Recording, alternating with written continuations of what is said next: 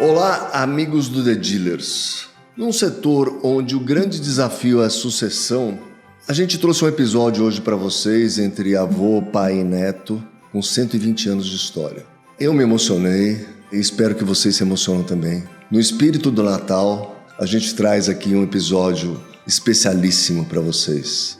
Um Feliz Natal a todos.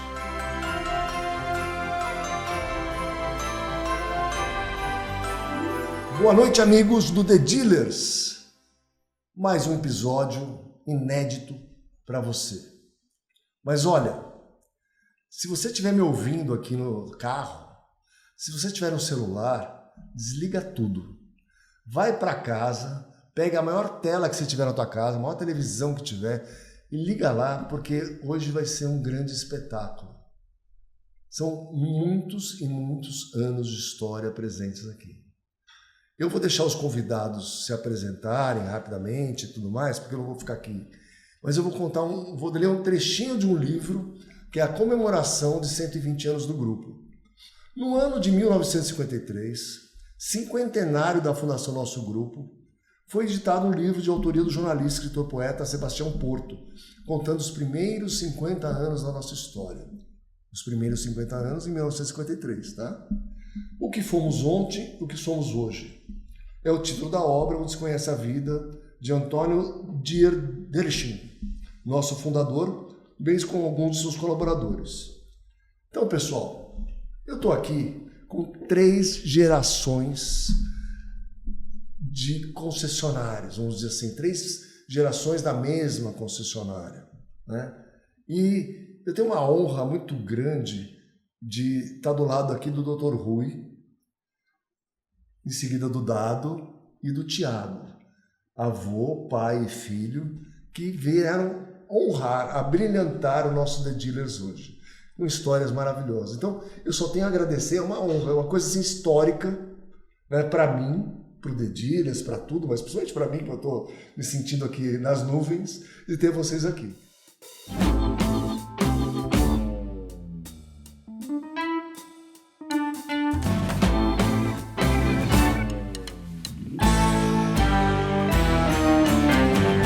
Doutor Rui, começando pelo senhor, conta um pouquinho da história, né? Como é que começou lá em Ribeirão, por favor. Bom, Caporal, em primeiro lugar, muito obrigado pelo convite. A honra é nossa de estar aqui com você. A nossa empresa, no mês passado, comemorou 122 anos de fundação. Ela nasceu em Ribeirão Preto pela mão de Antônio Dierdersching. O seu Dierdersching era paulistano, nasceu em São Paulo e teve toda a sua educação feita na Alemanha, de onde voltou para o Brasil com um diploma de engenheiro agrônomo. Foi contratado para recuperar uma fazenda de um primo nas cercanias de Ribeirão Preto e nesse período em que ele ficou administrando a fazenda, ele entrou em contato com os coronéis da terra, os fazendeiros, e percebeu o potencial de Ribeirão Preto, que já começava a ser o maior centro produtor de café do Brasil. E do mundo, né? E do mundo, né? O seu Antônio Dierdersching, então, em 1903, ele comprou uma serraria e uma loja de ferragens. Chamava-se loja de ferragens aquela que vendia material importado. A indústria brasileira não existia. Não existia. Martelo, serrote, era tudo importado. O senhor Antônio Dierdersching era uma pessoa low profile, trabalhava bastante, que foi progredindo. Em 1910, um jovem do Vale do Paraíba, chamado Manuel Pena, foi para Ribeirão Preto para trabalhar com o senhor Antônio Dierdersching. Começou embaixo, foi crescendo, até se tornar o sócio e braço direito do seu Antônio Dierdersching. Em 1914, foi criada a primeira oficina para fundição de moendas de cana-de-açúcar e já começava a aparecer na nossa região. Havia também uma fábrica de parafusos, uma serralheria e uma oficina mecânica para produzir peças industriais de reposição. Em 1926, o grupo começou a vender automóveis era representante da Chevrolet. E continuou, como trouxeram os primeiros automóveis, foi a primeira concessionária, trouxeram os automóveis para Ribeirão Preto, era preciso ter uma bomba de gasolina para poder abastecer os carros. E aí nasceu o primeiro posto de serviço da cidade, o posto de Ederiksen, que ficou famoso por muito tempo. Em 1964, em 1955, começo de 56, o Sr. Antônio de Ederiksen ficou muito doente. O Sr. Antônio de Ederiksen não tinha herdeiros.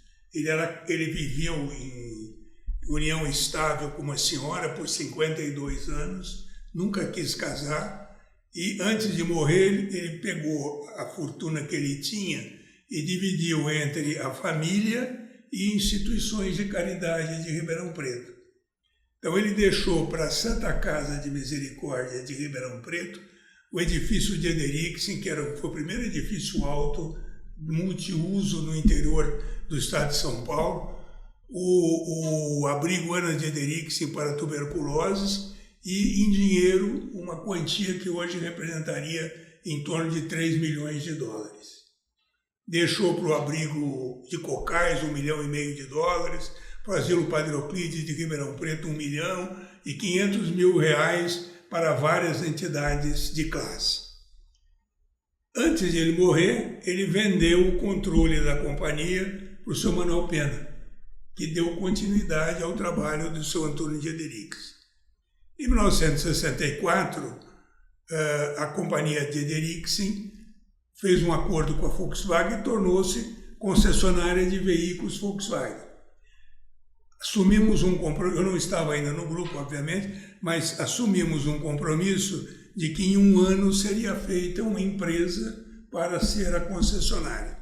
Em 1965, surgiu então a Santa Emília, distribuidora de veículos e autopeças, Sociedade Anônima. O nome Santa Emília é uma homenagem à mãe do seu Manuel Pena, que se chamava Emília. O seu Pena deu seguimento ao trabalho do seu Ederiksen e nós, na época, em 1966, mais ou menos, eu comecei a trabalhar no grupo. Né? Por injunções familiares, e aí nós fomos crescendo. O senhor começou fazendo o quê no grupo? Oi? O senhor fazia o quê no grupo? Então, eu me formei em Direito pela Faculdade de Direito do Largo de São Francisco. Sou de uma família de advogados, fui para Ribeirão, trabalhei no escritório do meu pai, dava aulas de Direito na UNAERP e comecei a fazer uma assessoria jurídica para o grupo. Quando surgiu a necessidade de constituir a empresa, o senhor Manuel Pena me chamou e disse: olha, eu queria que você fizesse tal, eu queria que você subscrevesse 10% do capital da Santa Emília. Eu tinha casado com uma neta do senhor Manuel Pena, mas eu nunca pensei em trabalhar em empresa. O senhor Pena tinha um genro que o auxiliava, ele já tinha mais ou menos uns 75 anos tal, e de repente esse genro morreu. Aí o senhor Pena me chamou e disse: olha, você precisa me ajudar, eu estou sozinho lá. Aí eu comecei a ir, fiz curso na Getúlio Vargas, visitei empresas, fui me inteirando e cheguei num ponto em que ou eu ficava no escritório ou eu ficava na empresa. Como não tinha mais ninguém na empresa, no escritório tinha meu pai e tal, eu acabei optando pela empresa. E aí nós demos continuidade. Naquele tempo você não podia ter 2 marcas, só podia ter uma marca. Então ficamos concessionário Volkswagen por bastante tempo. Posteriormente a gente se tornou concessionário Toyota, concessionário Renault, e hoje nós temos 2 Volkswagen, 2 Toyotas, 3 Renaults, uma GAC, primeira marca chinesa do grupo, e 2 concessionárias Moto Honda. É um grupo aí, vamos dizer assim, relativamente pequeno, estamos com 10 lojas, mas a gente sempre teve assim, um trabalho muito interessante. Eu aprendi muito com o senhor Manuel Pena, né? E hoje, quando as pessoas dizem, mas qual é o segredo de a empresa viver 122 anos? Eu digo, olha... Essa é a minha próxima pergunta. Olha, é o seguinte, existem várias causas, né? Mas a gente gosta de citar 3. Em primeiro lugar, Nós sempre fomos, somos e seremos uma empresa voltada para os nossos clientes. Quando eu comecei a trabalhar lá em 1966, as lojas nossas tinham uma tabelinha dizendo assim: o cliente é o nosso patrão, é ele quem paga o nosso salário no final do mês. Então, essa ideia de resolver o problema... Depois inventaram o Customer Centric. Depois inventa muito tempo depois, surgiu a novidade. Exatamente. Então, a gente tinha isso é um grande valor da empresa. Em segundo lugar, nós valorizamos muito a nossa equipe. Você não pode oferecer um bom serviço se o nosso colaborador não estiver contente. Então, nós investimos em treinamento, em desenvolvimento pessoal, em desenvolvimento da cidadania de cada um deles, né? Pra você ter uma ideia, hoje nós temos em torno de 30 gestores, todos eles têm pós-graduação, ou na USP, ou na GV, ou no INSPER, né? Outros têm até mais, como é o caso do Tiago. Então, a gente sempre procurou desenvolver o pessoal. E a gente tem um relacionamento muito bom com o nosso pessoal. Nosso pessoal realmente veste a nossa camisa. E a terceira causa é que, durante toda a nossa vida, a gente sempre procurou antecipar as necessidades do nosso cliente. Então, há mais ou menos uns 18 anos atrás, quando a internet começou a se popularizar, o pessoal começou a dizer: olha, não vai ter mais concessionária, o cidadão vai comprar o carro pela internet. A gente se reuniu, chegou à conclusão que isso até pode ser, mas que demoraria um tempo para se realizar. E aí nós perguntamos o seguinte: em vez de a gente lutar contra a internet, por que a gente não pega a internet para trabalhar a nosso favor? Então, para você ter uma ideia, a Santa Emília foi a primeira concessionária de veículos que participou do Facebook. Nós tínhamos vários seguidores e tal. E aí tínhamos um gestor na área de redes sociais. E aí a coisa foi para a central de atendimento. E à medida em que foi evoluindo o conceito de concessionária, porque quando eu entrei a gente vendia automóvel, era o nosso negócio. Hoje nós somos um centro de prestação de serviços. De mobilidade, aluguel, assinatura e tal. Então eu acho que nós estamos aí nessa fase. A minha grande preocupação foi preparar a minha sucessão. Nós vamos falar sobre isso. Eu tenho 84 anos e hoje eu sou o presidente do conselho, não tenho mais função executiva nenhuma e a empresa é de propriedade dos meus 5 filhos, 3 dos quais, o Luiz Eduardo, o Rui Flávio e o Rodrigo, trabalham hoje, tocam a empresa.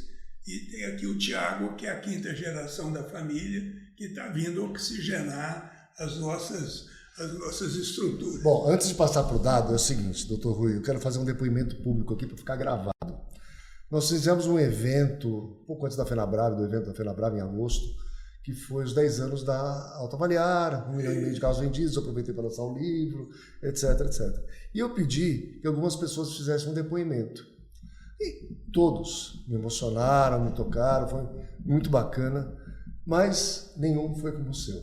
Muito obrigado. Eu fico emocionado de falar isso até agora. Me marcou muito, foi muito bacana. Muito obrigado. Fico muito feliz de participar desse evento. Muito obrigado mesmo. Dado, ajuda aí. Não é? Como é que é ter um pai desse, né, com esse peso todo, lúcido, com a idade que tem, assim, gravou todas as datas, tudo, sabe tudo, sabe tudo e de tudo, o repertório é amplo. Né? É isso mesmo. Caporal, primeiramente, muito obrigado pelo sempre prestígio que você tratou sempre o nosso Grupo Santa Emília, nós pessoalmente. Eu estou vindo pela 2ª vez aqui no seu podcast, então é uma alegria em dobro e mais alegria ainda estar entre meu pai e meu filho e você, tá? Então, sensacional, muito obrigado. Falar depois do meu pai é muito difícil. Então, muito difícil. Como é que faz? E agora eu descobri também, Caporal, que falar depois do Tiago também é mais difícil também. Porque o homem está nas redes sociais, deu uma cara nova pro grupo, tal, que ele vai falar também. Eu, como você já sabe, eu morei no Japão, né? Sou de Ribeirão Preto, como meu pai falou, a gente precisava ter algumas regras para entrar no grupo, e eu sempre quis entrar e sabia que ia entrar um dia.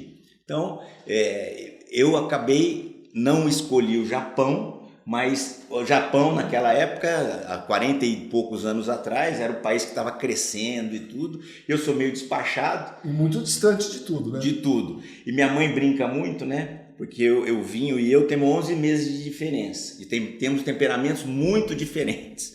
E eu era muito acelerado, sou ainda. E o Vinho era mais tranquilo. Então o Vinho foi para os Estados Unidos para morar na Califórnia e eu fui para Nara, no Japão. Mas foi uma experiência maravilhosa. Todo mundo buscando equilíbrio. Equilíbrio. Minha mãe é muito sábia também, tudo, brincando também, já volto. Muitas pessoas ainda chamam ela de Dona Emília, apesar dela ser Cecília, porque é Emília e tudo mais. Então, voltei do Japão, estudei em Ribeirão Preto, né? Fiz colegial em Ribeirão Preto e eles sempre nos incentivaram a estudar fora de Ribeirão Preto, para a gente se preparar melhor e tudo. Fomos para São Paulo e eu sempre próximo do Vinho. Que é o Rui Flávio, o nome dele também Rui Flávio. Agora tem um neto também, agora tem Rui Flávio Neto, que é o filho do Digão. E eu sempre junto com o Vinho, fui para São Paulo, a gente fez faculdade em São Paulo e depois a gente começou a trabalhar em lugares diferentes. Até então já estava tudo junto.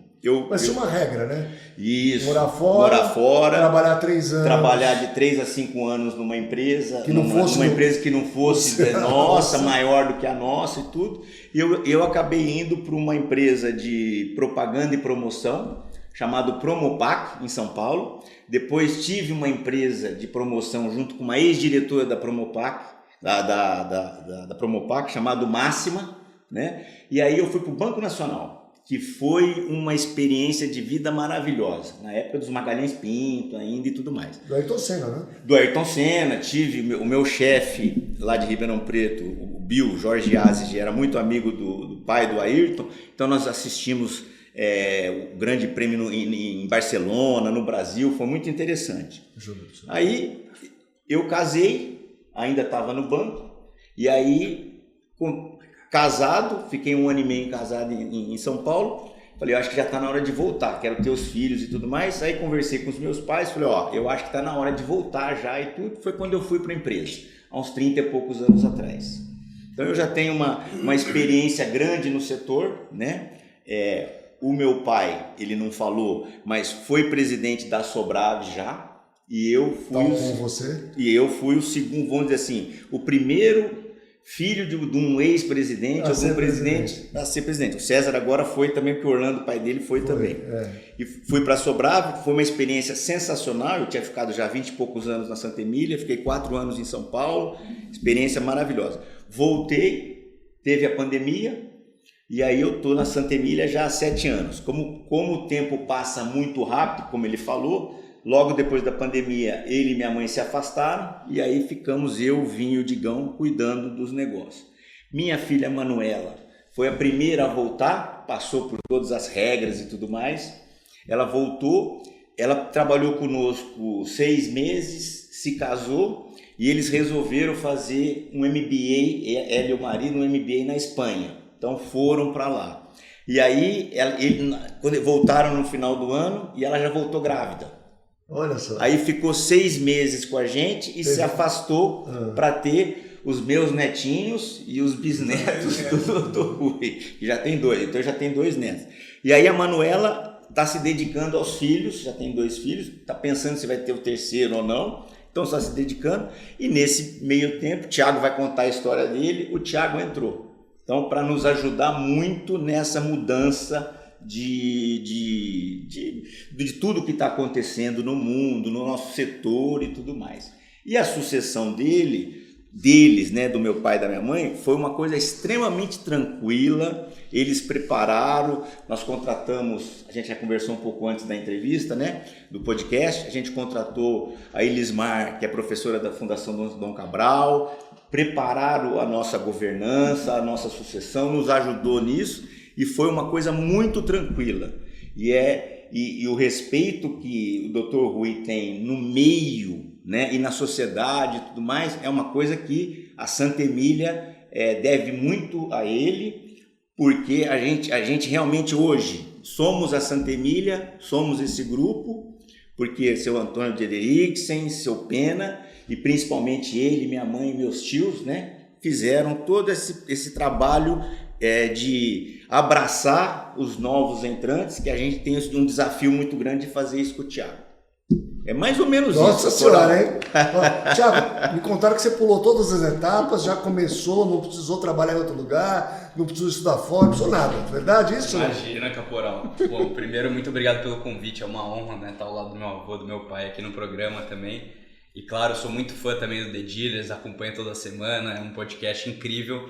Eu sou um apaixonado pelo esse mercado de automóveis, eu gosto muito, então cada vez mais aprender com vocês e ouvindo história é muito interessante para mim.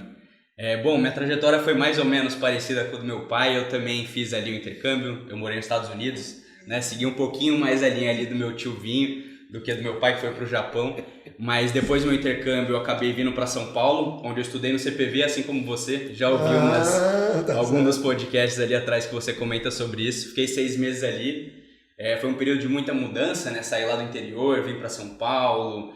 Então já teve ali um choque de realidade. Minha irmã já morava aqui, mais velha, a Manuela, que entrou no grupo, né, um pouquinho antes do que eu. E aí nesses 6 meses eu acabei estudando, queria muito fazer economia ou administração de empresas. Então tinha 2 focos principais, 2 faculdades que eu almejava muito, que era FGV ou INSPER.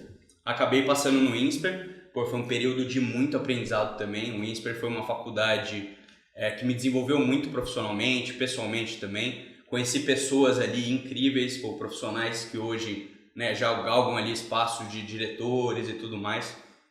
Então foi uma experiência muito boa. O INSPER, diferente das outras faculdades, você somente pode trabalhar no último ano. Então eu não tive uma experiência prévia ali, né, de ficar 2, 3 anos trabalhando ao longo da minha faculdade.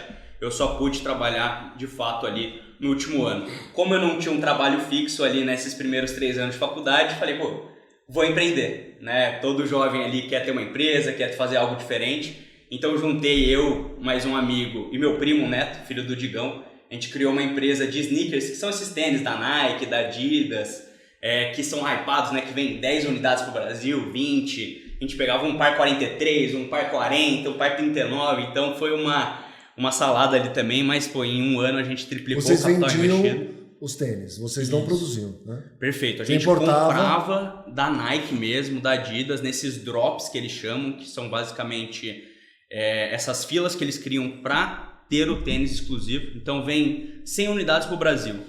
20 vai para uma loja de São Paulo, os outros vai para o resto do país todo. Você tem que estar lá 6 horas da manhã para conseguir pegar o tênis e você vai pegar uma unidade por CPF. Grade quebrada, tudo, né? Tudo numerário. O que tinha ali a gente pegava para tentar revender depois. Em um ano a gente triplicou o capital investido. Infelizmente por conta de faculdade, né? Tava entrando na faculdade também, eu estava formando no INSPER, meu amigo também acabou não dando continuidade no negócio, a gente acabou fechando a empresa, mas foi um baita aprendizado, né? E aí no último ano de faculdade eu acabei... o INSPER, ele tem um programa ali que chama REP, que faz basicamente parceria com grandes empresas do Brasil. Eu acabei ficando 6 meses no Grupo Fleury, que é uma das principais empresas ali de medicina diagnóstica, né, que a gente tem no país. E ali esse projeto de 6 meses, eu e um grupo de 4 pessoas, a gente conseguiu aumentar a taxa de resposta da Fleury para o cliente final. Então a gente aumentou em cerca de 15% a resposta via CAC, via saque do Grupo Fleury. Foi um projeto bem bacana para startar ali a minha carreira de fato profissional. Eu, diferente de vocês, né, provavelmente, comecei na pandemia o meu trabalho, então era 100% digital, online, eu falava com a minha chefe só por uma tela, eu não ia ao escritório, então algo que eu tive que me adaptar de fato foi essa volta, né, que vocês chamaram de escritório, mas para mim foi um começo. Então ali eu comecei na Vortex, né, logo depois do estágio que eu fiz na Fleury, né, no REP. Comecei na Vortex, basicamente é uma startup do mercado financeiro, faz um trabalho de back-office do mercado. Então, banco liquidante, escriturador, algo bem nessa parte contratual ali, antes de chegar nas emissões primárias de CRIs, CRAs, debentures, né? Que a gente conhece bem ali no mercado. E ali fiquei 2 anos na parte financeira, então eu achava que eu era o cara das planilhas, o cara que muitas das vezes não ia ser comercial, não ia para a linha de frente. E depois disso, né, em 2 anos ali, eu acabei recebendo convite para ir para o Grupo XP. Então eu entrei na Rico Investimentos, que é um braço ali da XP, uma pegada um pouco mais jovem. Ali eu atendi uma carteira de clientes, fazendo esse planejamento tributário, sucessório e também o planejamento patrimonial ali do cliente na ponta final. Eu fiquei ao longo de 10 meses ali atendendo clientes de 500 a 700 mil.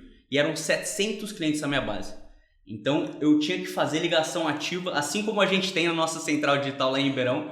tinha que fazer uma meta ali de 100 ligações no dia, para ir depois sim, depois de 10 meses, atingindo todos os meus objetivos, superando todas as metas ali que as pessoas tinham em mim, migrar para o Grupo XP, aí sim, XP Investimentos, na Matriz, lá em São Paulo, onde eu fiquei cerca de 1 ano e meio, atendendo clientes com um pouco mais, né, 1 milhão mais investido, aí uma carteira mais enxuta, 200, 300 clientes aproximadamente, onde eu tinha de fato fazer relacionamento com eles. Então, jogava tênis, jogava golfe, ia almoçar, ia conhecer a família e tudo mais. E ali sim, eu acho que eu despertou muito mais esse foco ali, esse faro comercial, vamos dizer assim, né? E no último ano também eu ia sair da XP, né? Nesse movimento de saída da XP eu ia para um grande banco. E aí tem uma cláusula no contrato da XP que quando você entra, se eles quiserem acionar uma cláusula de não competição, eles acionam. Então, no caso, como eu falei para o meu chefe que eu ia mudar de companhia, ia mudar de instituição financeira, ele optou por acionar o não compete porque acreditou que eu ia levar muitos clientes aí para outra instituição. E nesse meio tempo eu tinha uma viagem com meu avô logo no final do ano. E aí o meu primo Neto, né, que eu já mencionei aqui, estava fazendo um intercâmbio de 6 meses ali na Itália. Liguei meu pai, contei exatamente essa situação para ele. Falei, pai, tô nessa situação. E aí, vou pro banco? O que eu faço com esse não compete? Não vou? Você sabe que o meu sonho é voltar para Santa Emília um dia. Pô, você quer que eu vou trabalhar onde? Tanto que a gente fez uma reunião. Eu, meu pai e meus tios. Cheguei para eles e falei assim, o que vocês querem que eu faça? Então, vocês querem que eu vou para um Google? Vocês querem que eu vou para uma Amazon? Lógico, prestar, né? Também não... Vamos, veja bem. Vocês querem que eu vou para uma empresa do ramo automotivo? O que vocês querem que eu faça? Porque o meu sonho é voltar para Santa Emília. Aí ele amadureceu muito a ideia e tudo mais, tal. Liguei pro meu pai também ali, né, antes de ir pro grupo. Logo, durante a viagem mesmo que estava acontecendo com meu avô e com meu primo. E aí ele falou, Thiago, vem pra cá, pô, acho que você tem bastante a agregar em termos de inovação, de tecnologia, né? Já teve uma vivência ali dos 5 anos que a gente prioriza fora. Então, pô, vem pra cá que a gente tem espaço para você sim. E aí que eu comecei minha trajetória, tô cerca de 1 ano ali no grupo agora. Tiago, eu estava observando você falando e os dois babando aqui. Realmente você não tem perfil nenhum de financeiro, tá? Então desiste dessa história de trabalhar em banco. Tudo bem que atender cliente não tem muito a ver com isso, mas vamos lá. Eu vou falar um pouco de tecnologia, porque eu tenho um dado que eu lembrei aqui muito interessante. Não é dado você, tá? É uma informação que veio na minha cabeça. E que na década de... Começou nos 2000, vai? Começou nos 2000. A gente já implantava o Mega Vendas aqui nas concessionárias, a Mega Dealer, há uns anos, há uns 8, 9 anos. E aí eu vejo na Showroom, se não me engano, o primeiro CRM de concessionárias do Brasil. Showroom é a revista da Sobrado. Primeiro CRM de concessionárias do Brasil, da Santa Emília. Eu falei assim, como assim? Como é que é esse primeiro CRM de concessionárias do Brasil? Então, me conta um pouquinho dessa história do CRM, porque eu tenho outra pergunta para fazer. Vocês falaram para trazer, o Thiago veio para trazer um ar de mais, trazer novas tecnologias, sofisticação, etc. Mas me conta isso daí, porque eu vou enganchar em um outro papo aqui. Como é que foi? É o senhor, doutor. O primeiro CRM de concessionárias do Brasil. Então, foi uma evolução. A gente não sabia muito. Tinha essa nova tecnologia, como é que nós vamos fazer, não vamos fazer. E aí nós chegamos à conclusão de que a gente precisava conhecer a nossa clientela. A gente conhecia todo mundo, mas o que ele comprou, quando que ele comprou, o que ele gosta, isso a gente não tinha. Então, o controle da base de clientes, né? A gestão. Controle da base de clientes. Aí começamos a fazer isso na mão, né? Porque não tinha grandes tecnologias. Então, contratamos uma pessoa e fizemos o nosso CRM. De cara, nós cadastramos, acho que 9 mil, 10 mil clientes. E devia gente, concessionário do Brasil inteiro para visitar. Isso, devia todo mundo vinha nos visitar e a gente trabalhava. Então, Quando foi isso? Vê se você tem a data. Isso agora você me pegou. Faz 25 anos, 30 anos. Faz uns 20 anos, acho que é isso. 2002, 2000 e pouco. E aí a gente começou a trabalhar. Pô, quem foram os caras que compraram o carro nos últimos 5 anos? Corria lá, já era computadorizado, mas muito precário e tal. Vamos fazer, queremos fazer uma campanha para vender determinado tipo de carro, quais são as pessoas que já compraram. E isso começou a crescer, né? Mas foi o CRM que apareceu na revista da Sobrado. Então, eu fiquei chocado. Aí, pegando essa história, normalmente, quando eu entrevisto o sucessor aqui, eu falo assim, como é que é esse conflito de gerações? Porque normalmente os pais ou os antecessores são mais analógicos e chega um filho cheio de ideia, cheio de inovação, querendo colocar em prática tudo que ele aprendeu, tudo que ele conhece, etc.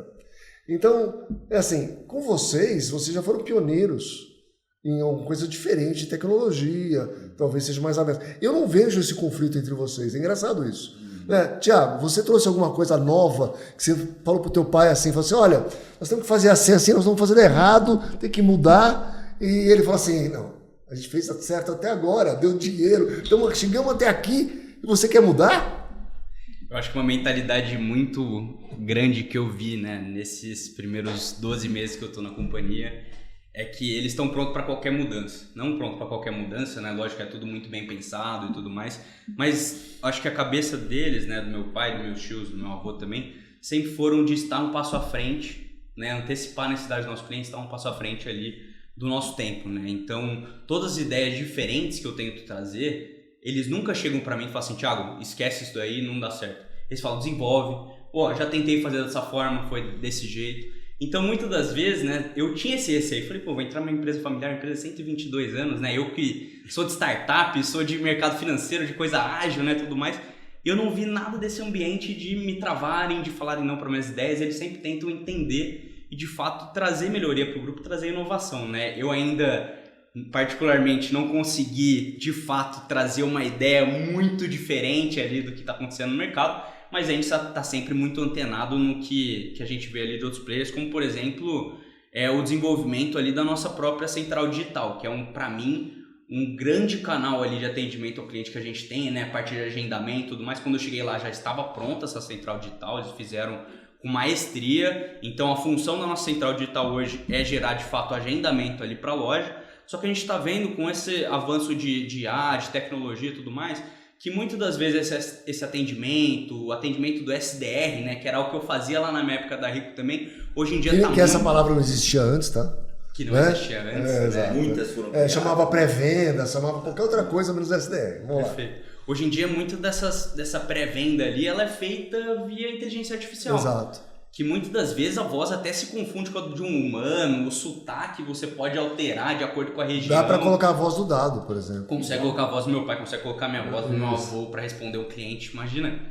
Que coisa, né? A tecnologia está chegando cada vez mais e, de fato, né? Eu não só eu mostrei isso para eles, mas eles abriram a cabeça e abriram conversas com pessoas que já fazem esse trabalho em outras empresas e tudo mais para a gente tentar internalizar e colocar isso, ser pioneiro nesse mercado ali também de atendimento humanizado via inteligência artificial e tal. Então, são vários projetos que estão acontecendo, que eles deram muita liberdade e com certeza que daqui para frente a gente vai trazer bastante inovação, viu?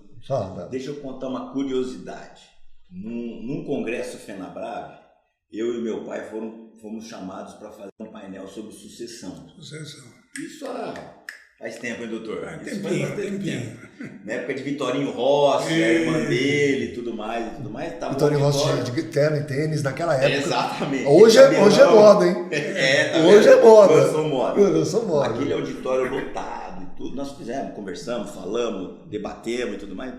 E chegou uma hora que eu tava falando, meu pai também e tal. Um senhor com o filho do lado levantou, eu falei, não, a sucessão é super tranquila, meu pai está fazendo uma sucessão perfeita com a gente aqui, levantou um senhor no meio e falou assim, sucessão tranquila nada, esse aqui vai gramar, eu não vou deixar meu filho me suceder tão cedo, não sei o quê, porque eu que mando na empresa, não sei o quê, Caporal, no meio da palestra o negócio, olha só, por isso que você falou, existem vários dificuldades nessa coisa. Mas eu acho que o Dr. Rui tem uma...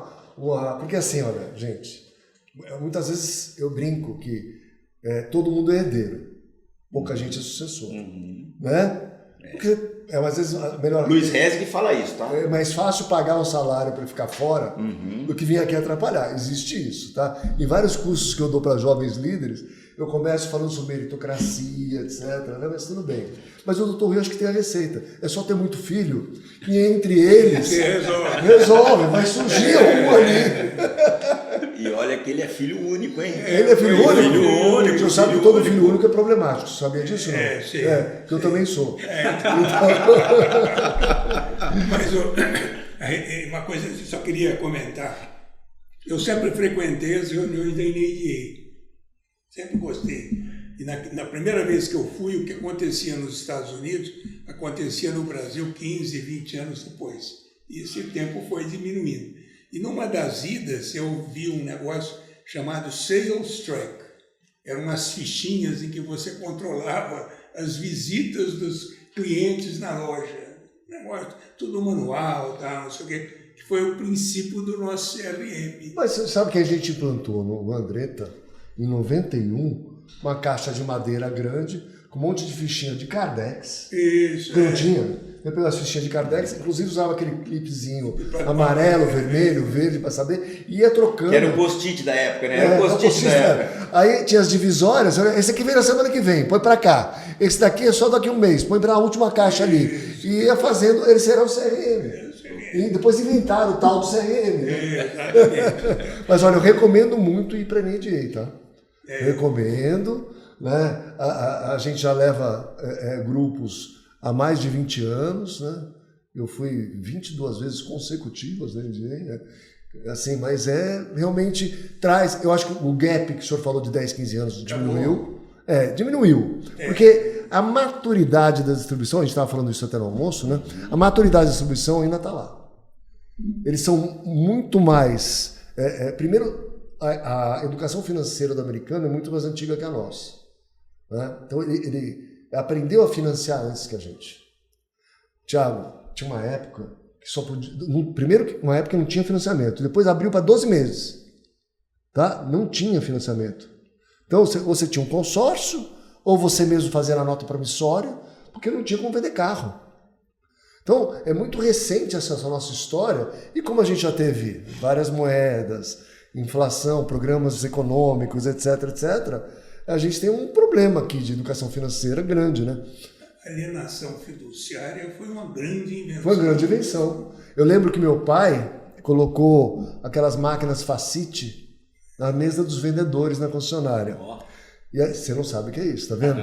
Mas você girava para frente, girava para trás, e tinha eu lembro uma vendedora que não sabia usar a máquina, e ela falava assim, aquela história de sempre, né? Não mudou até hoje. Tá? Quanto você consegue pagar por mês? 500. Um minutinho só, por favor. E girava. Consegui. Deu 500, mas ela não sabia usar a máquina. Consegui. Deu 500. Pronto, o carro tá vendido. Boa. Muito bacana. Mas então, e você não... É assim, é o que eu vejo hoje, assim, né? Tem sucessões e sucessões, que a gente estava falando sobre isso. Claro. Mas você tem os irmãos trabalhando no negócio. Nunca é muito fácil. Nunca é muito simples. Não, porque os irmãos casam, constituem novas famílias, tem as esposas, às vezes tem as ex-esposas, né? Tem tudo isso. Acaba interferindo. Eu vou citar um caso para vocês muito interessante. Eu fui gestor de uma concessionária que tinha 2 sócios, certo? Um dos sócios conheceu uma moça, aí teve um caso, não sei o quê, e saiu de casa. Na semana seguinte, veio a ex-esposa assumir a cadeira dele na concessionária. Falei assim, isso aqui também é meu, você está aqui, agora quem toma conta sou eu. Então, isso acontece, é fato. Claro, né? claro. Foi um jeito até dela, né? Tudo bem, mas... Lógico. Então, como é que é? Assim, o segredo é ter muito filho? Concordo. Sempre vai ter alguém que vai se destacar, vai ser... Um vai seguir por outros caminhos, né? Eu, por exemplo, tenho meus 3 filhos, nenhum trabalho aqui, e nem se um escolheu o setor automotivo. Tudo bem, né? E estão felizes no que fazem. Mas, como é que é? Eu sempre digo, e a gente conversa bastante, né? Eu, o Digo e o Vinho somos muito complementares, né? Cada um tem um perfil e cada um se desenvolveu mais numa área. Mas para você ter esse autoconhecimento e o conhecimento dos teus irmãos, e isso não gerar frustrações, decepções, etc., não é fácil. Não, mas a gente se respeita. Acho que o respeito vem antes de tudo. De tudo. O respeito é antes de tudo. A gente se encontra todo o tempo dentro da Santa Emília. Meu pai e minha mãe também, a gente se encontrava muito antes da pandemia, e de final de semana, muitas vezes a gente continua a nossa conversa da empresa. É inevitável, né? No almoço do domingo e tudo mais. Então, sendo complementar e tendo respeito entre a gente, eu acho que esse é um dos grandes segredos para a coisa andar, né?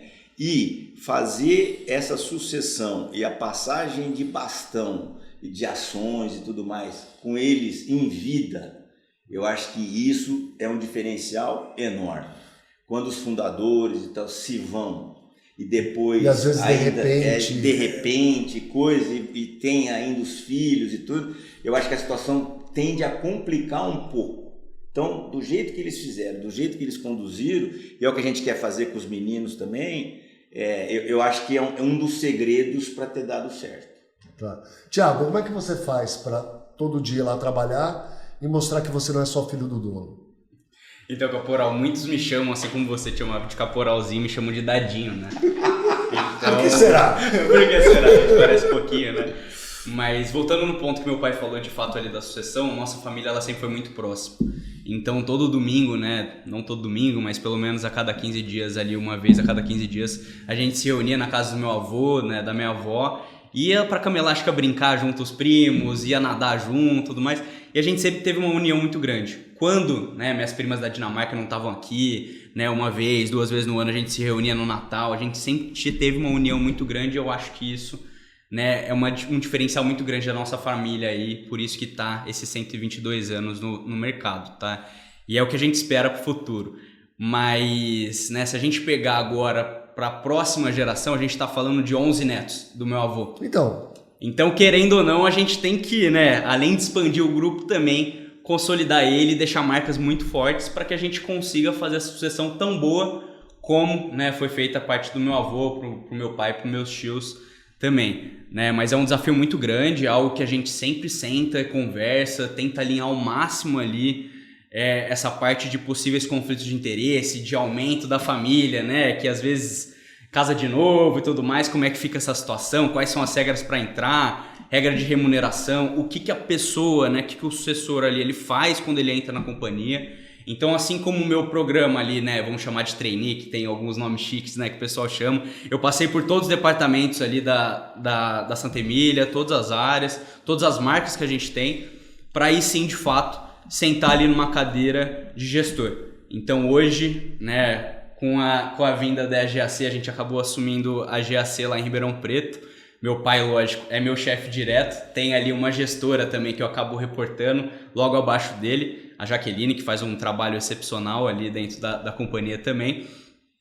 E agora a gente está colocando para rodar a GAC. Então foi um momento muito oportuno, porque eu entrei no grupo, né, rodei todos os departamentos, estava naquela pergunta, e aí, depois de rodar tudo, para onde que eu vou, né?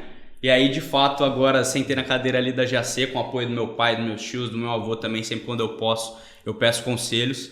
A gente está conseguindo trazer também essa marca chinesa ali e ocupando um pouquinho do share ali de Ribeirão Preto, mas toda a oportunidade que eu tenho de aprender com eles, reuniões de consultoria, bate-papo, sempre eu tento extrair ao máximo ali que eu posso. Tanto que nos primeiros 2 meses de empresa eu fiquei quieto.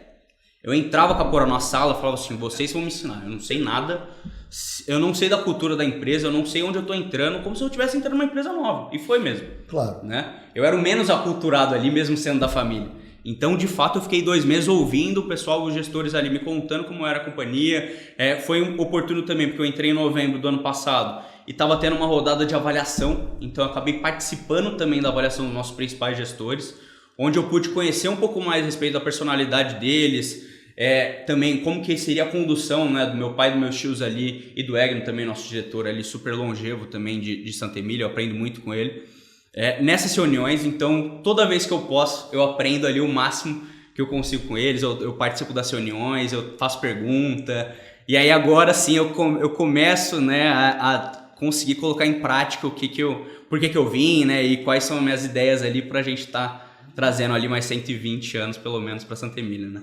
E a gente tem que fazer um agradecimento aqui à consultoria, né, doutor? Sim. Começou com a NIT, começou com o Helmut, hoje está com o Thomas, né? Nós somos um dos primeiros clientes dessa consultoria e hoje a Santa Emília evoluiu muito em função, né, do coaching, dessa consultoria, que é um negócio espetacular. Hoje está enorme, já com mais de 50 grupos, mais de 200 lojas que eles atendem, né? Mas para a gente, para o Grupo Santa Emília, eles foram fundamentais. Não, o Thomas já esteve aqui, é um querido amigo, né? Teve que enfrentar uma sucessão. Exatamente. Teve que enfrentar uma sucessão. Sem querer. Ele era agrônomo, né? É agrônomo, né? E tal, mas é exatamente isso. Mas você não respondeu a minha pergunta. Porque quando eu chego na concessionária, o pessoal olha para mim e fala assim, o Dadinho chegou.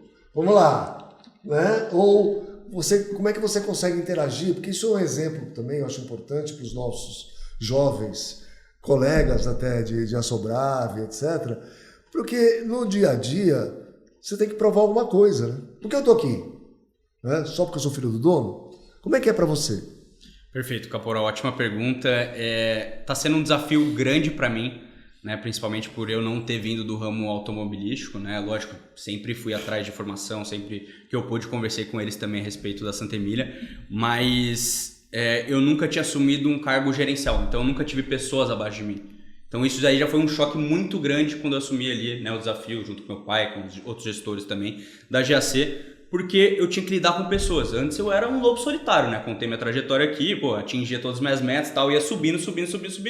O céu era o limite. Agora eu dependo de outras pessoas, né, abaixo de mim, e eu preciso conquistar o respeito delas, que é exatamente essa pergunta que você fez, né? Então, como que eu conquisto o meu espaço ali, né? Paro de ser o Dadinho e começo a ser o Thiago dentro da empresa, né? Que está sendo um desafio muito grande, mas eu acho que isso vai muito com o dia a dia, com reuniões ali com clientes um pouco mais duras, com negociações. Eu acho que muito mais essa parte também de feedback, de acompanhamento próximo ali do meu time. Eu, né, tive uma escola muito boa ali no mercado financeiro, onde eu aprendi muito essa cultura de meritocracia, de necessidade de fazer um plano de desenvolvimento individual para cada colaborador, de feedback constante. Então, eu acho que com essas pequenas reuniões que eu faço com o meu time ali, né, com esses encontros, com essas negociações com o cliente, com tudo que a gente acaba agregando de uma certa forma, né, com pouquíssimo conhecimento que eu tenho, principalmente nessa mesa aqui, né, comparado a vocês, mas eu acho que no dia a dia ali você vai conquistando seu espaço, vai conseguindo ali também cada vez mais ter mais voz e claro, muitas das vezes nossas opiniões elas se divergem, né, porque são gerações totalmente diferentes, mas ele acaba me acalmando, né, meu pai e meus filhos acabam me acalmando ali pra gente conseguir fazer juntos algo sólido de fato para conseguir continuar bem. E uma coisa que a gente aprendeu também, Caporal, é que a meninada, né, os sucessores, nunca podem entrar na empresa batendo pênalti. Né? Não adianta entrar como já diretor, gestor, que aí não vai ter o respeito. Mas ele já é o diretor da GAC, ali, GAC. Então a gente tem sempre cuidado, o Thiago, como ele falou, rodou em todas as marcas, não entrou com cargo de gerente, né? Então isso é muito importante e adquirindo o respeito dos colaboradores, né? Então isso eles ensinaram pra gente. Você passou por isso. Todos nós passamos e eles vão passar também. Então é uma coisa com o tempo, né? Eles são jovens, têm uma ansiedade muito maior em querer encurtar esse tempo, mas eu sempre digo pro Thiago, e agora ele tá na lida, né? Falei, calma, fique o tempo maior possível em aprendizado, sabendo como é que acontece, entendendo e aprendendo, porque quando você realmente for para uma posição gerencial e tudo, aí vai ter a cobrança, vai ter que ter os resultados e tudo, mas, então aprenda. Hoje o que você faz na funcionária? Hoje na GAC eu acabo, né, junto, claro, com meu pai, junto com a Jaqueline e com o Pires também ali, que acaba cuidando da área de pós-vendas, a gente acaba traçando a estratégia que a gente vai trazer para a GAC ali para os próximos meses. Mas não tem uma função específica de vendas, pós-vendas? Caporal, na verdade, precisando atender cliente eu atendo, precisando ir no pós-vendas resolver um problema ali do cliente com o carro, eu chamo quem sabe resolver e tudo mais, eu fico rodando ali, claro, trago muito indicador, muito número, eu, né, tive um background ali financeiro, então eu acabo fazendo bastante análise e participo também de todas as reuniões de consultoria, vejo como estão as outras marcas, eu não quero ficar preso somente à GAC, Mas no dia a dia, todo dia eu tô lá na GAC, eu bato ponto e tô ali também para atingir os objetivos do grupo. E nas horas vagas faz os vídeos, né, do Thiago? E nas horas vagas trago um pouco de conteúdo digital também para Santa Emília, mostra a cara. Você é o influencer da Santa Emília, né?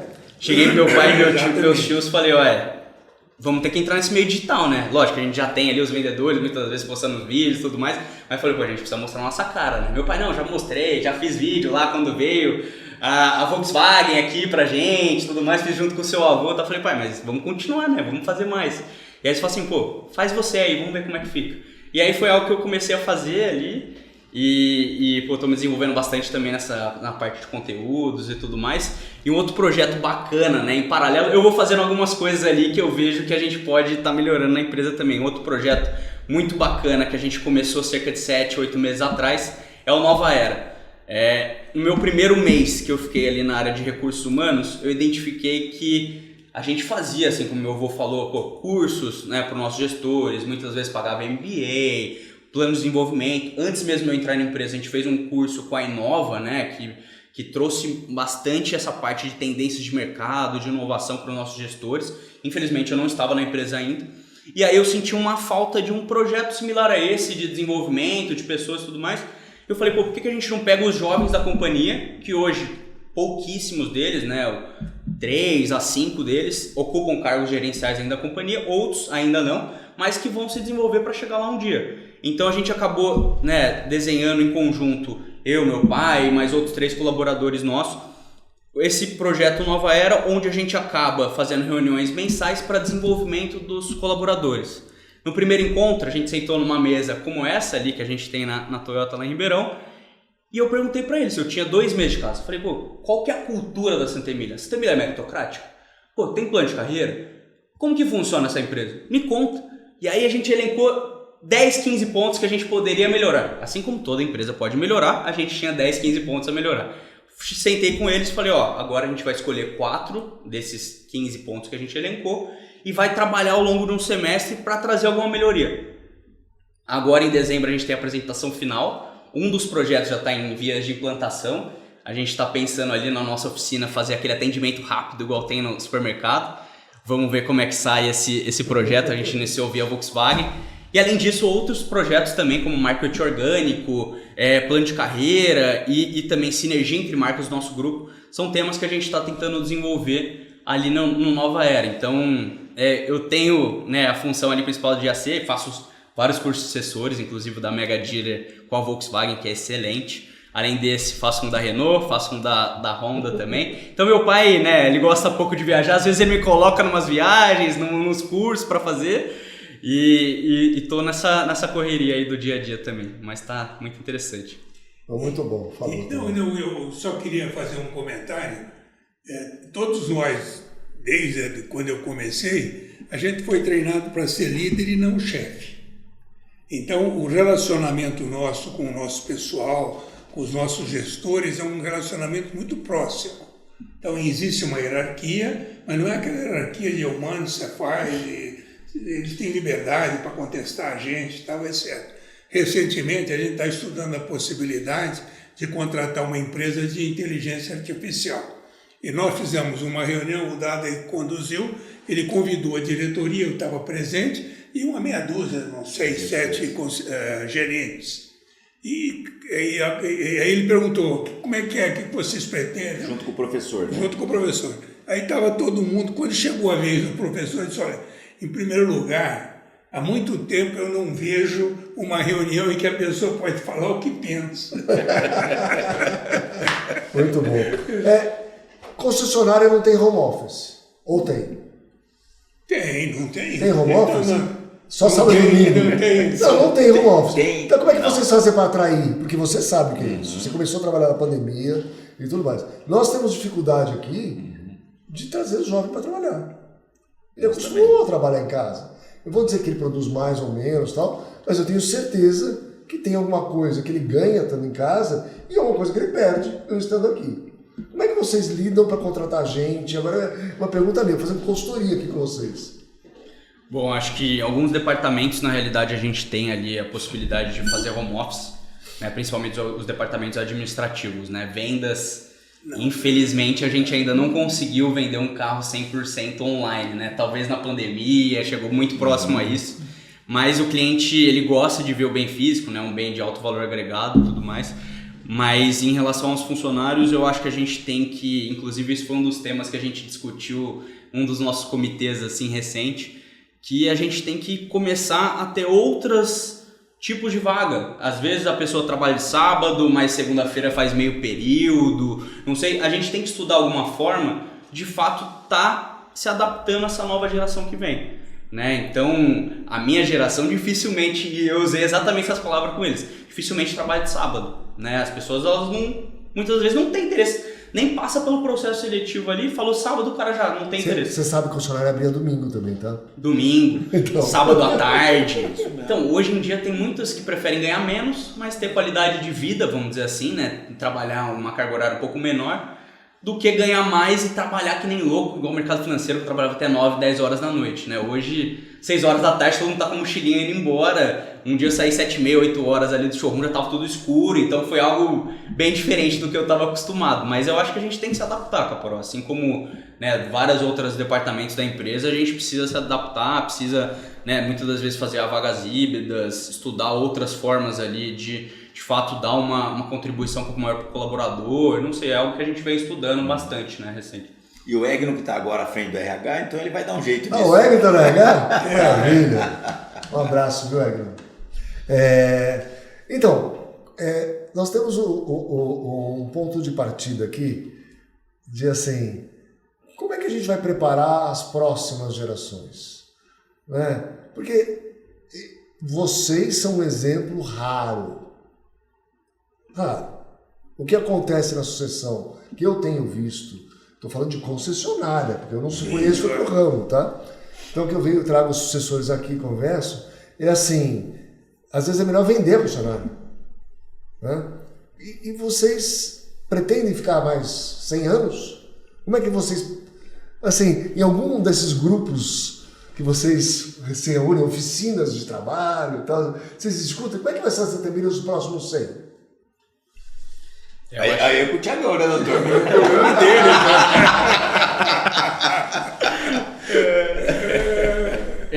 assim como foi feita a sucessão do meu avô pro meu pai e meus tios, eu acho que a gente também tenta desenhar sempre uma sucessão, né, menos turbulenta possível para a próxima geração, né, no caso a minha, né, dos meus primos e tudo mais.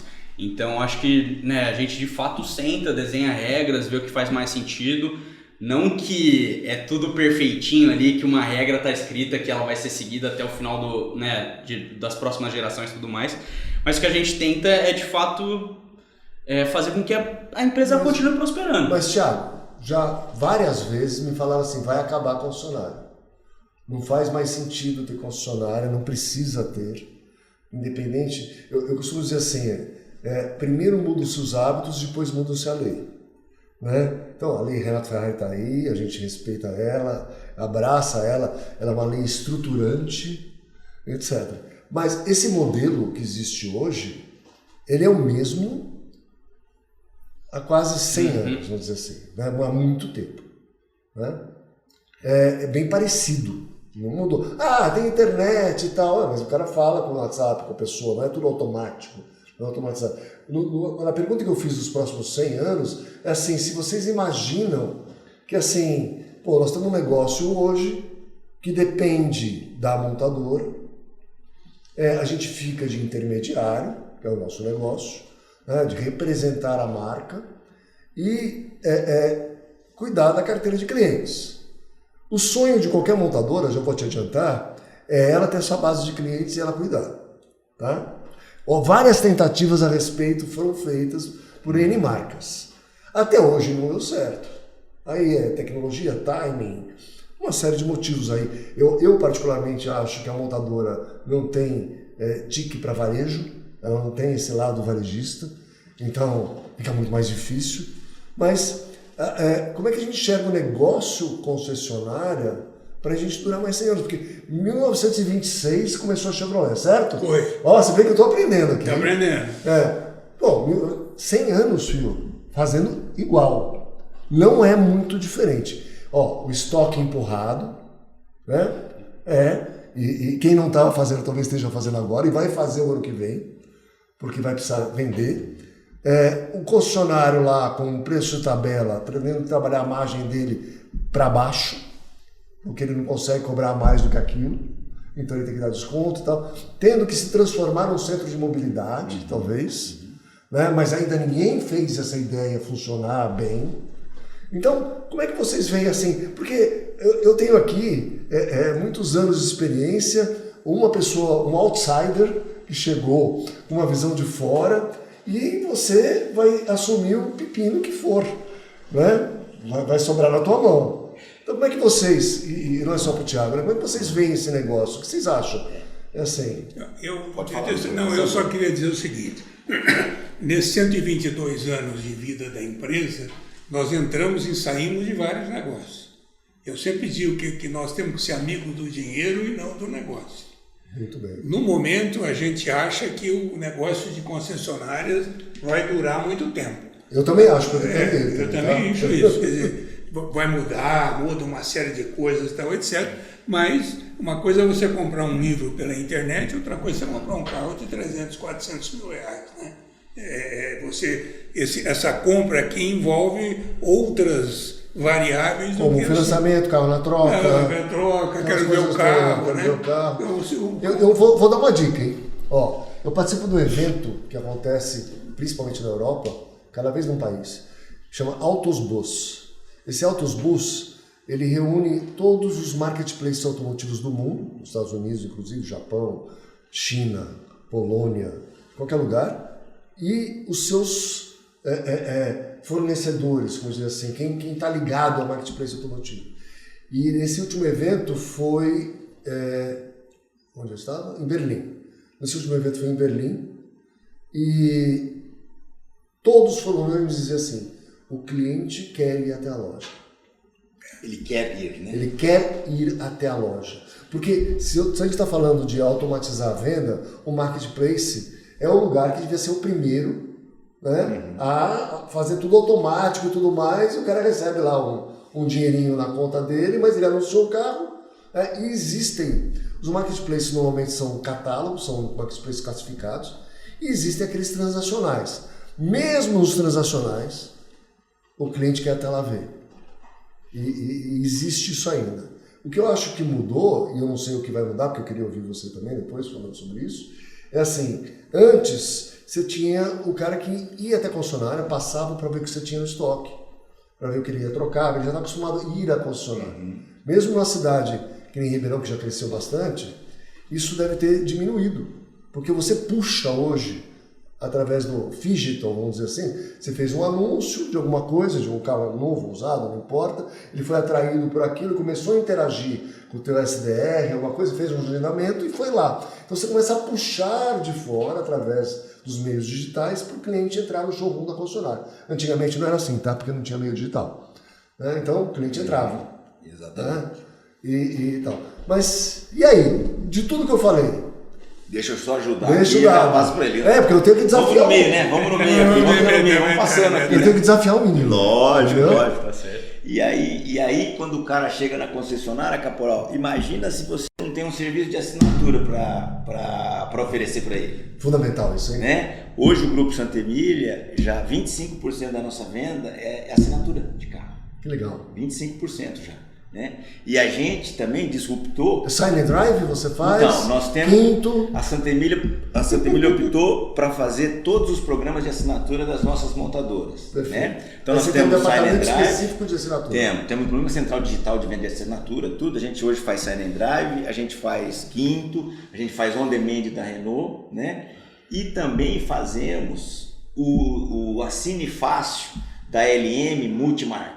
Então a Santa Emília, além das marcas que ela representa, ela pode vender carros de outras marcas por assinatura também. Que bacana. Então isso já é um movimento, né, de ampliar o leque, outros canais, exatamente, etc. Com certeza, eu acho que essa parte, né, tem uma discussão hoje de posse versus uso, né, principalmente a geração mais nova, de fato ter o bem ou não, vou alugar um apartamento, ou vou comprar, vou ter meu carro, eu vou alugar ele, então a gente se antecipou muito bem através do Assina Fácil do nosso grupo, que a gente acaba fazendo essa assinatura ali dos veículos, que é um canal muito grande, muito bom, que representa, né, uma fatia boa do nosso faturamento hoje. E eu acho que outro ponto também, Caporal, que vale a pena a gente colocar na mesa aqui é ter uma marca forte.